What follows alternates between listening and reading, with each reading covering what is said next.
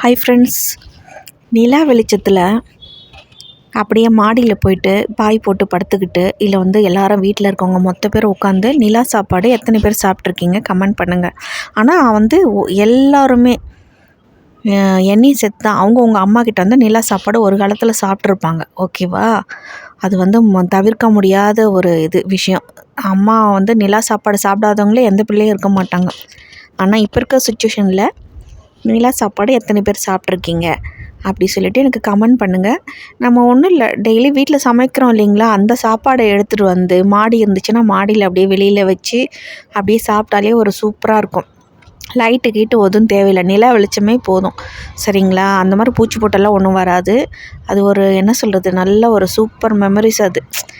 அந்த மாதிரி நீங்கள் நம்புறீங்களோ இல்லையோ, ஒரு நாள் கிட்டத்தட்ட ஒரு 11:30க்கு மேலே நைட்டு நிலா வெளிச்சத்தில் பௌர்ணமி கிடையாது அன்றைக்கி ஆக்சுவலாக.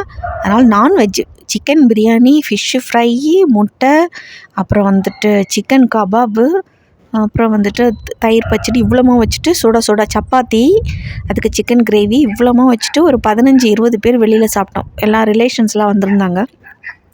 ஒரு பக்கம் பயமாக தான் இருந்துச்சு. ஏன்னா 11:40, 11:55, 12:30 வரைக்கும் வெளியில் இருந்தோம் நான்வெஜ் எல்லாம் சாப்பிட்றமே. ஆனால் அதுக்கு மேலே வந்து நம்மளுக்கு நிலான்றதே ஒரு கடவுள் தான், ஒரு சக்தி தான். சரிங்களா? பாசிட்டிவ் எனர்ஜி தான்.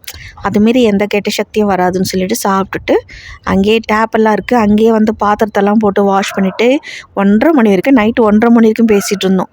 ஒன்றும் பயமே கிடையாது. அதான் நம்ம மனசு தான் காரணம்.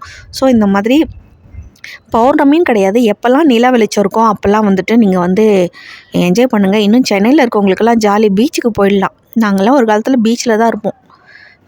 பௌர்ணமி வந்துச்சுன்னு வச்சுக்கோங்க, அன்றைக்கி ஈவினிங் கிளம்பி போயிடுவோம். போனாக்கா பெட்ஷீட் எடுத்துகிட்டு போயிடுவோம். போயிட்டு இருக்கிற ஸ்நாக்ஸு சாப்பாடு என்னென்ன இருக்கோ எல்லாத்தையும் எடுத்துகிட்டு போயிடுவோம். பெட்ஷீட் போட்டு உட்காந்து சாப்பிட்டுட்டு 12:30 வரைக்கும் வரும். ஆனால் இப்போ பார்த்திங்கன்னா ரூல்ஸ் வந்து ஒரு 10 இயர்ஸாக வந்து 12 மேலே போகக்கூடாதுன்ற மாதிரி இருக்குது மெரினா பீச்சில்.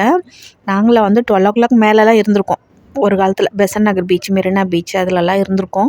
ஜாலியாக இருக்கும், அப்படியே சாப்பிட்டுட்டு வரலான்னு. இப்போ ரீசெண்டாக பீச் போயிருந்தப்போ பார்த்திங்கன்னா அவங்களே வந்து எல்லாம் சிக்கன் ரைஸ், அப்புறம் என்ன சொன்ன அந்த நூடுல்ஸு, அப்புறம் பாவ் பஜ்ஜி, நம்ம வந்து இது ஆர்டர் கொடுத்துட்டு போய் உட்காந்துட்டா போதும், ரிலாக்ஸாக அவங்களே